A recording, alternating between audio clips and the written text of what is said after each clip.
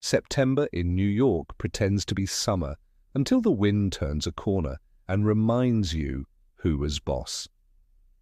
The car door thunked shut, and the East River pushed a clean, briny smell up between the cobblestones. Our venue, an old Dumbo warehouse that had learned manners, rose in brick and steel, its windows squared like careful teeth. Inside, the floor shone the way things do when someone believed in soap and patience. My dress hung from an iron pulley, silk against metal, like a dare. Vendors murmured in the half-light. The florist slid bowls of eucalyptus and garden roses across farm tables. Green stems clicked against glass. Marco, our planner, drew a box around each item on his clipboard like he was containing small fires. "We're trending on time," he said, straight-faced, as if time were a stock we were beating. My sister wrestled my veil while avoiding the mirror. "If I cry early, I'm blaming humidity," she said. "Blame the bridge," I said, and we both looked toward the windows, where the Manhattan Bridge threw blue-grey angles across the water. Ethan texted, "Parking. Elevator or stairs?" I typed back, "Elevator. Less chance of wrinkling your promises." He sent a single check emoji. The minimalist in him soothed me, until I remembered minimalism can be a disguise for withholding.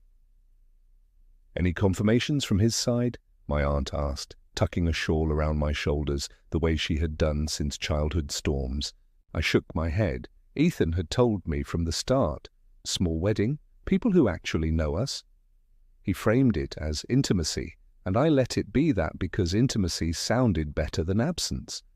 The quartet tuned, a soar of cello, a breathy violin. Far below, a tugboat pushed the river like a shoulder through a crowd.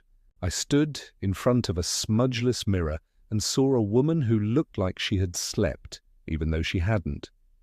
I touched the dress's hem as if touching proof. The day had weight. It would not disappear if I blinked. We met because gravity wanted a joke. My tote snapped at a coffee shop on Atlantic Avenue, and 5 Honeycrisps escaped like startled animals. Ethan bent without commentary and started corralling fruit with his shoe, narrating in a nature documentary whisper, "The apple, a skittish creature, resists domestication." I laughed too loud for a weekday morning, and he grinned like he'd been aiming for that sound. He asked if I wanted half his blueberry muffin, and when I said yes, he gave me the better half. The barista announced cash only, and he produced exact change with the competence of a person who balanced checkbooks for sport. He didn't perform interest, he practiced it, asking questions that were small and precise. Favorite bridge? Manhattan, for the blue trusses. Ideal thunderstorm? Late afternoon, window cracked, no lightning casualties. Our first date turned into a walk that turned into dinner, that turned into a 3-day text thread full of photographs of shoes and corners and dogs we wanted to steal. Family came up like weather, mentioned, then dismissed. "They're in Ohio," he said once, as if declaring a forecast. Another time, "We don't talk much. Different politics, different methods." The pause after methods contained a history I couldn't see. He called some things complicated and changed the subject with a joke. I told myself curiosity is not the same as entitlement. I told myself patience was a form of love. Patience was... The night he proposed, snow sifted down outside the Brooklyn Museum, and some genius with a saxophone turned Eastern Parkway cinematic. He got down on one knee, like knees still mattered, and asked, with a voice that shook exactly once. I said yes, before the word finished leaving his mouth. We called my mother, we toasted with bad champagne and excellent relief. When we started planning, I raised the subject of invitations to his parents. He kissed my forehead. "Let's keep the day simple," he said. "We'll visit them later. Do it right." I mistook the softness in his face for certainty. Deposits went down. The venue accepted our money. Decisions accreted like layers of varnish. cake flavors, a playlist that wouldn't age like milk, shoes I could stand in. Each time I edged toward his family, he rerouted us gently. Another vendor, another urgency. I learned to step around that loose tile without asking why no one fixed the floor.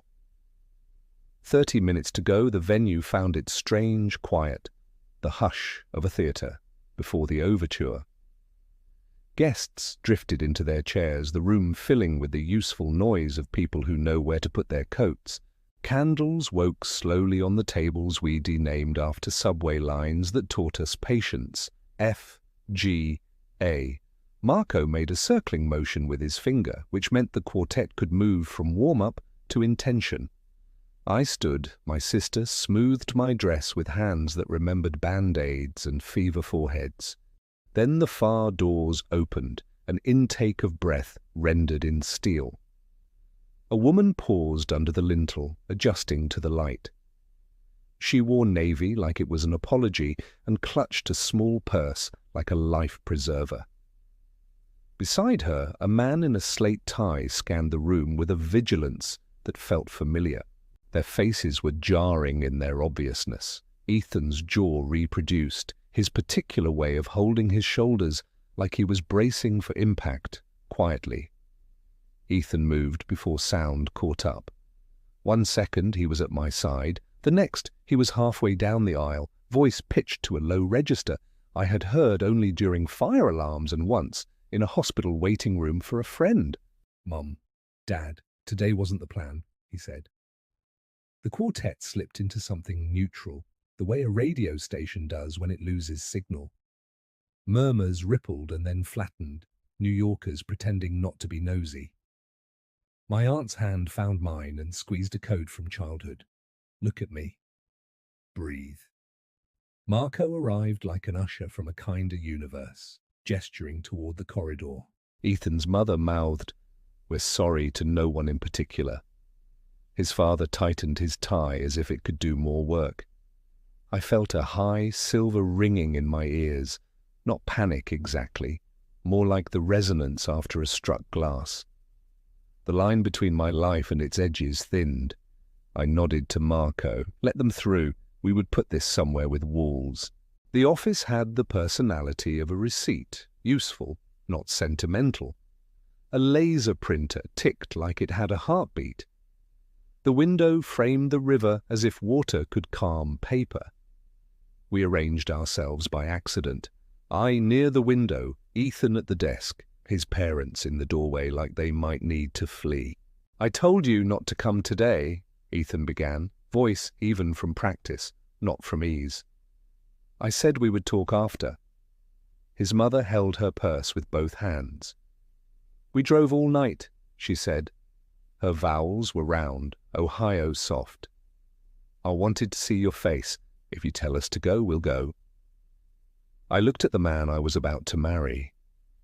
"You hid them from me," I said. The sentence didn't accuse, it inventoried. He shut his eyes like a person stepping into bright sun. "I hid the version of me that grew up in their house," he said. "Because when I was a kid, not showing people where I lived was how I kept friends." His mother's eyes went glassy. "It got bad," she said, throat thick. After my own mother passed, I couldn't let a dish go without thinking I was throwing away her hands. "It sounds foolish when I say it out loud." His father's mouth pulled tight. "I called it thrift," he said. "Thought I was the antidote to waste. Turned out I was worshipping objects because they didn't argue back." "So the house," I started. Ethan nodded. "Piles, paths, rooms you can't use, rules that kept changing." He half laughed, humorless. "When other kids invited me over, I learned to never return the favor. Secrecy became a habit, a personality trait I mistook for integrity." The printer kicked a sheet as if to punctuate. Outside, a ferry made its precise cut through the grey. "Why not tell me before today?" I asked. He answered without flinching. "Because telling you meant admitting I was ashamed.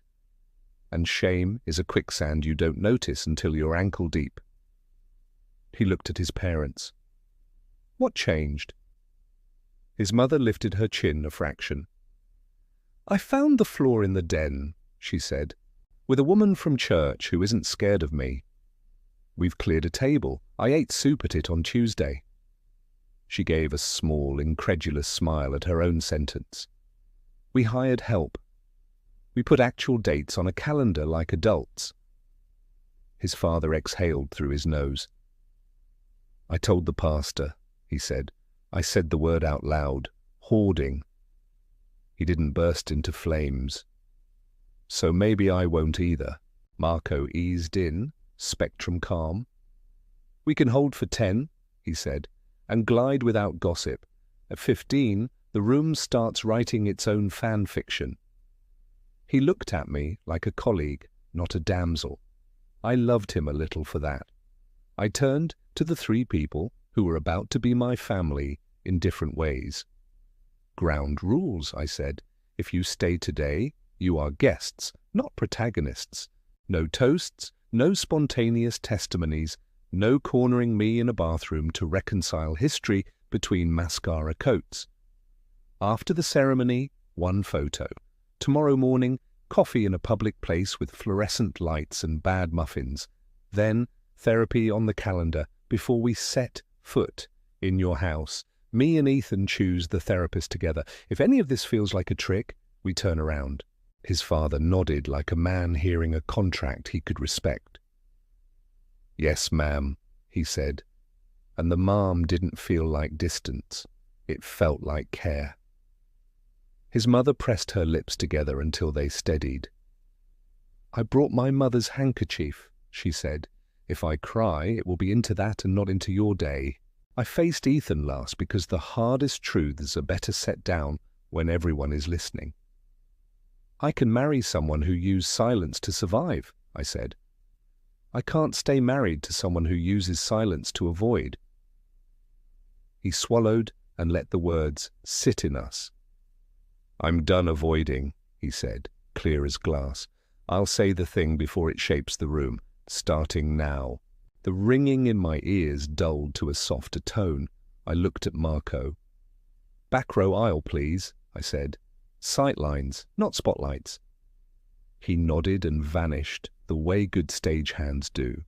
We returned to the edge of our ceremony like swimmers emerging from cold water, not shivering exactly, but newly awake. The quartet picked up something warm and unshowy. Guests straightened without craning. Ethan's mother tucked herself into a last-row seat, fingers wrapped around her handkerchief like a promise. His father clasped his hands and stared straight ahead, as if learning to be still in a way that wasn't about control. At the aisle, Ethan offered his hand. We didn't speak. We didn't need to. Outside, the bridges held, 2 arms thrown across a complicated distance. The music swelled. We stepped forward not into perfection, but into a plan. Entendido? Aqui vão capítulos 5 a 10, bem mais longos. Em inglês, mantendo o realismo e a continuidade. Marco is slipped in with the timing of a stagehand and the tenderness of a nurse. We can hold 10, he whispered, glancing at his watch. At 12, aunties start inventing operas. At 15, the internet writes a plot you don't like. He looked at me for consent, not rescue, and I felt my backbone reassemble. I turned to all 3 of them, Ethan, his mother, his father, and drew a rectangle in the air like I was framing a picture we would either step into or walk away from. 10 minutes, I said. No monologues, no history dissertations. Today isn't for verdicts. It's for boundaries we can actually honor in public. Ethan's shoulders dropped a notch, the first visible sign that he'd landed back in his body. I'm listening, he said, and I heard the truth of it.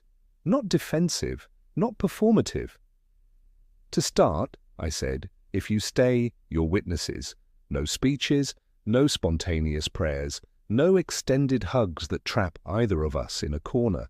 1 photo after the ceremony, then you leave on time. Tomorrow, coffee in a public place for an hour, no detours to anywhere, especially not a quick peek at our apartment or a short ride, that becomes a tour.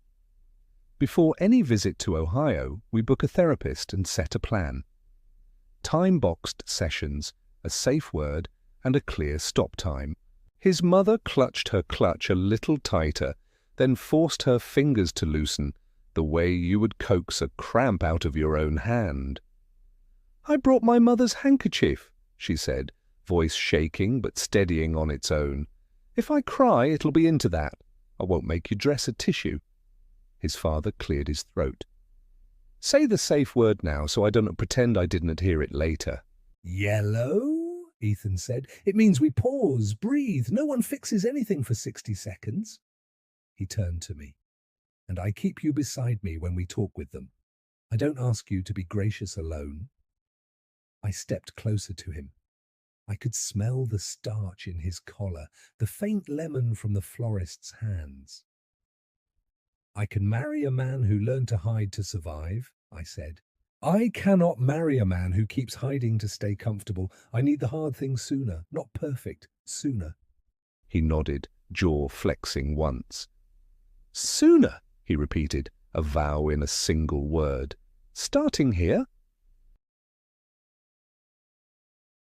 We opened the door. The quartet outside shifted from filler to feeling. The room beyond grew quiet in that human way crowds do when something fragile is about to begin.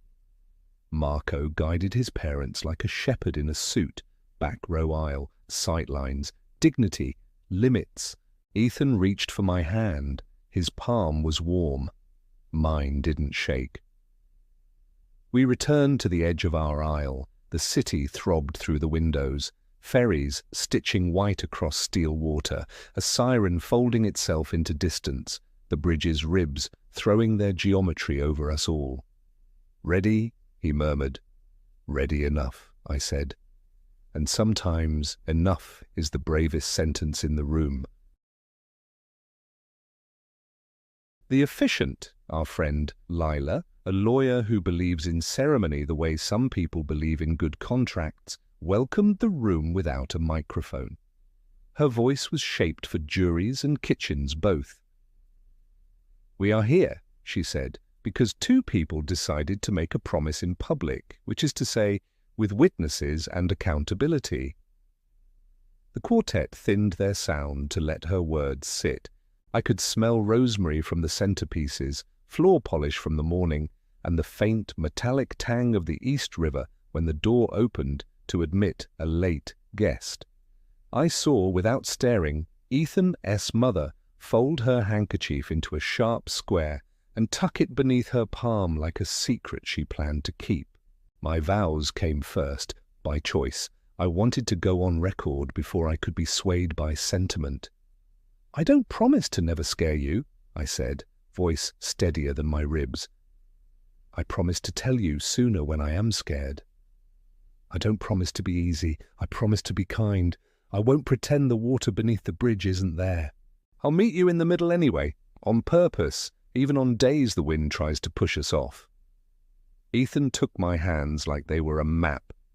He breathed once, ribs up, ribs down, then began. "I confused silence with safety," he said, the sentence that had lived in him for years, stepping into daylight without flinching. I trained myself to keep rooms closed, to keep people at the curb of my life because I thought letting them in would make the floors collapse. You are the person who knocks and waits, who doesn't jiggle the lock, who texts instead of leans on the doorbell. I choose you over every locked room in me. I'll open them one at a time and I'll ask for help when the hinges groan. A small sound came from the back, cloth against skin, a soft exhale, but the room did not turn to look. We slid rings onto fingers like ordinary miracles, measurements made in secret, metal transformed into permission you can carry. Lila asked the question everyone knew the answer to, and when we kissed, it wasn't a fireworks display. It was a matched key turning in two locks at once. Applause rose, not raucous, but right-sized. Lila introduced us by our names, not as a single fused unit, and we walked back down the aisle through a corridor of faces that had known us separately and together. At the end, before the doors, Ethan's mother put a hand to her heart, once controlled, contained, and then dropped it to her lap like she was practicing letting go. The loading dock held the kind of evening light that flatters steel. Marco's team swung the doors and turned the industry of the building into a living room.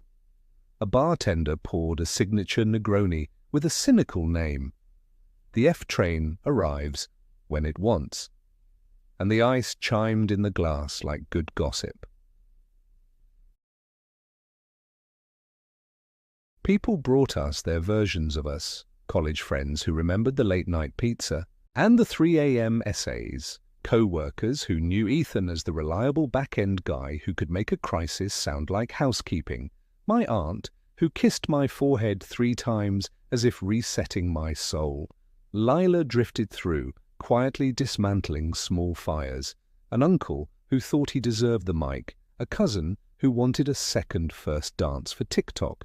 I kept an eye on the back row, now a table near a pillar with a view of everything. Ethan's parents sat as if they were practicing museum-going. They ate what was on their plates. They laughed at appropriate times. When the band played Al Green, his mother let her shoulders sway, eyes closed for 2 beats, then opened them again, as if verifying she was still allowed to be here. At one point, Ethan's father orbited the microphone like a moth considering the moon. Marco materialized, a gentle bouncer of meaning. "No guest speeches tonight, sir," he said, smile wide enough to be a bridge. The couple asked for dancing, not declarations. The father nodded, embarrassed, and relieved. Some men need saving from themselves in public, and being saved without humiliation can change a lineage. On the balcony, away from the speakers, Ethan and I stole 5 minutes, the city as our chaperone. The Manhattan Bridge loomed precise and patient above us. "How's your nervous system?" I asked. "Like a phone on low battery that found an outlet," he said. "Not full, but charging." He laughed once, surprised by his metaphor. "And yours?" "Better with you telling me before the sparks," I said. "That sentence you made? I choose you over every locked room. Keep saying it, to yourself at least." We cut the cake with the sobriety of surgeons, fed each other with no frosting smear, and let our friends and their parents crowd in for photos. At the edge of the room, I saw Ethan's mother watching me hold my aunt's hand. She wasn't jealous, she was taking notes on how belonging behaves. Ethan's father stood beside a window, looking at the river like an answer key he had somehow lost and was trying to reconstruct from logic. When the last song wound down and the room lifted its arms toward departure, coats, hugs, the tilted choreography of goodbye, his parents stayed seated until Marco flicked the gentle porch light of his presence over them. "We'll see you tomorrow," Ethan said to them, not a question. His mother tucked the handkerchief into her bag. "Tomorrow?" she echoed, as if repeating a spell she intended to keep. The diner on Court Street was honest about its lighting and its eggs. Red vinyl, black and white tile, a waitress who called everybody honey, like the term had been unionized. We came as civilians, no makeup, no suits, wedding bands new enough to feel like small coins in our pockets. We ordered like a treaty, coffee for the table, pancakes for the table, and then personal choices that showed who we were when no one was watching. Ethan's father wanted oatmeal with raisins, his mother a Western omelette with the peppers picked out, Ethan a bagel toasted hard, me the pancakes I had pretended not to want in the fitting weeks. We ate first. It's hard to lie when your mouth is full. "We need a plan that doesn't depend on good moods," I said, pen uncapped over a paper placemat. "Regulation, not vibes." The waitress refilled our coffee like she was blessing seeds. Ethan drew a rectangle. Week 1, therapist intake. Week 2, telesessions. Week 4, first visit. He wrote yellow in the corner and boxed it, the safe word our stoplight. If anyone says yellow, he said, we put our forks down or our boxes down or whatever's in our hands down. We breathe. No fixing, no apologizing. We let the chemical storm pass. His mother slid her phone across the table. Photos, a path through a den, a table with 3 placemats, one chair still stacked with magazines, because recovery is literal and figurative both. I started in the smallest room, she said. The victory fit into one photograph. I thought I needed a miracle. Turns out I needed a trash bag and a list.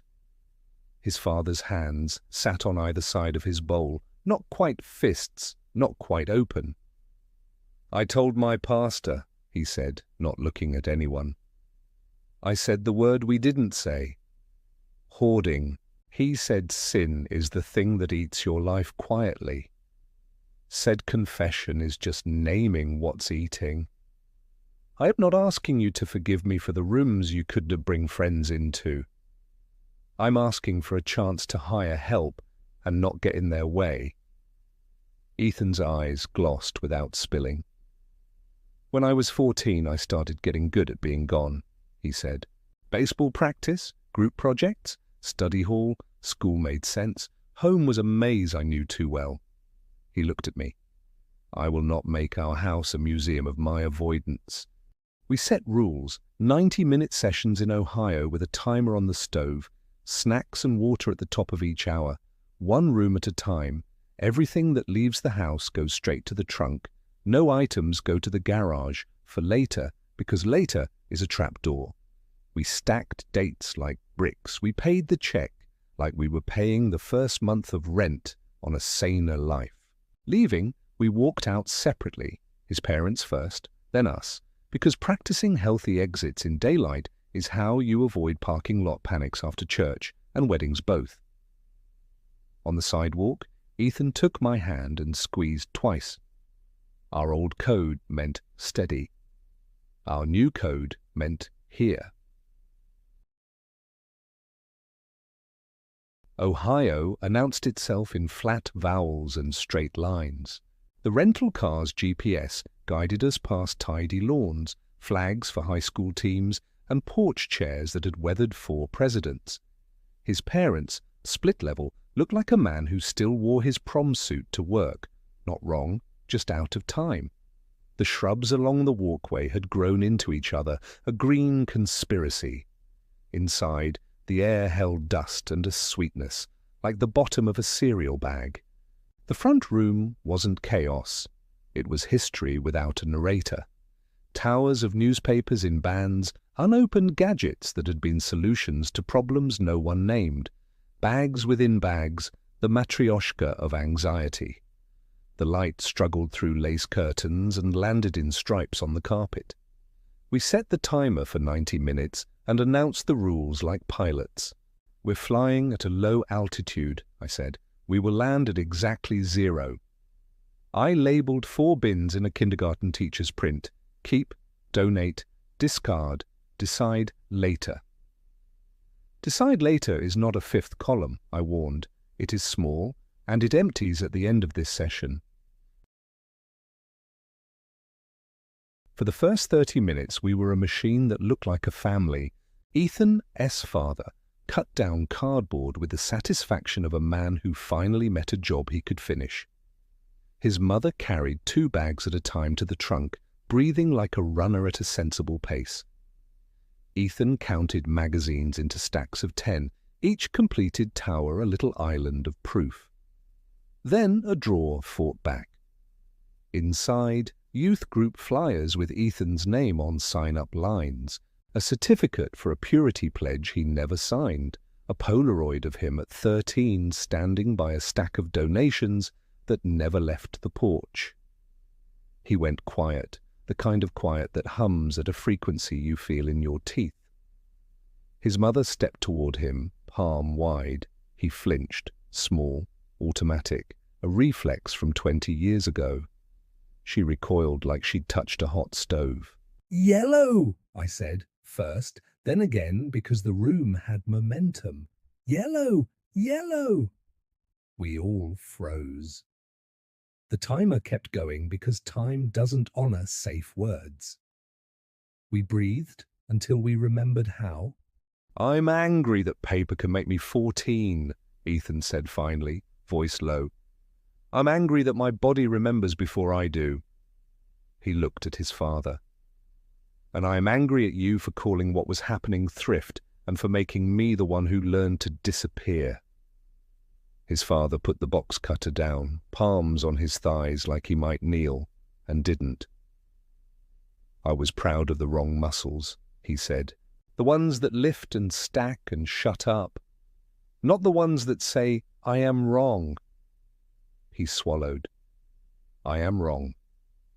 We called the session early at 70 minutes. Victory is knowing when to stop before you break something you can't mend in an afternoon. On the porch, we let the air move through us.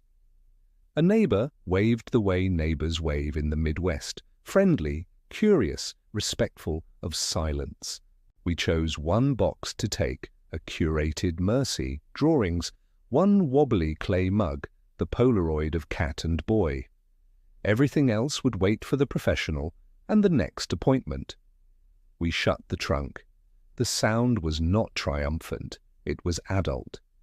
In the driveway, his mother said, I will not sneak bags back in. If you see me do it, you can call me out. She looked at me, not just at her son. You too. Accountability, shared, not a weapon, a guardrail.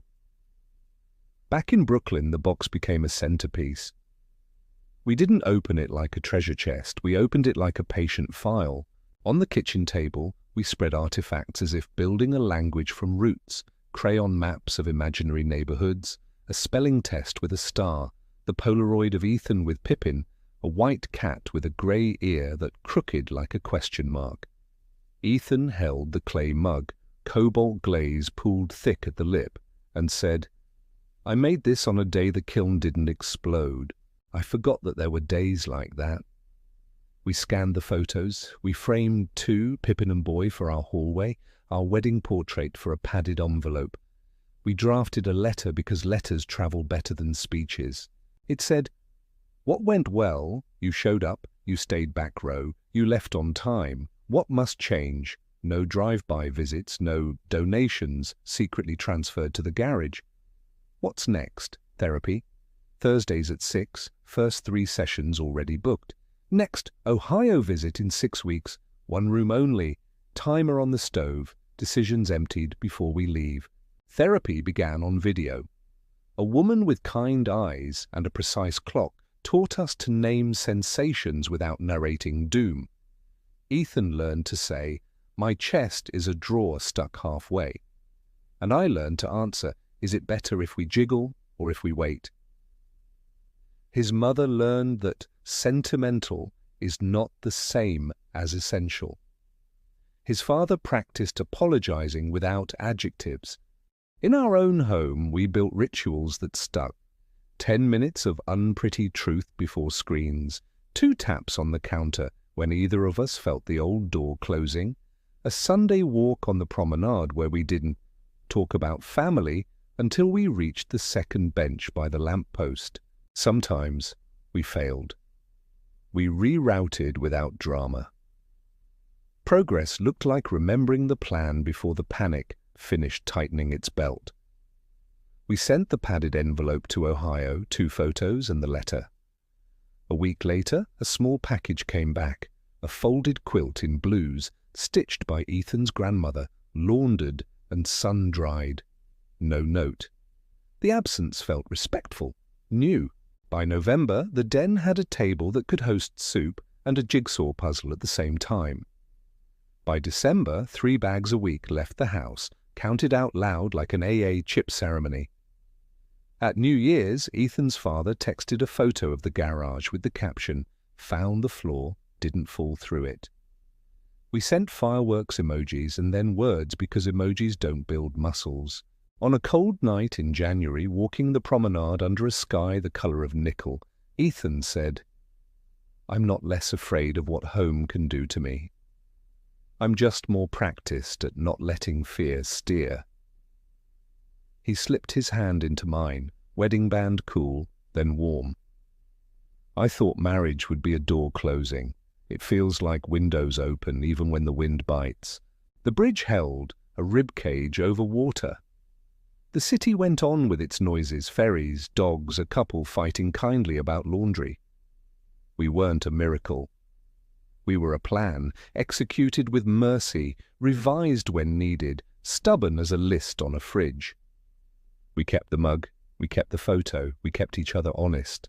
And when the next door inside him clicked shut out of habit, he said it out loud, sooner, and passed me the key.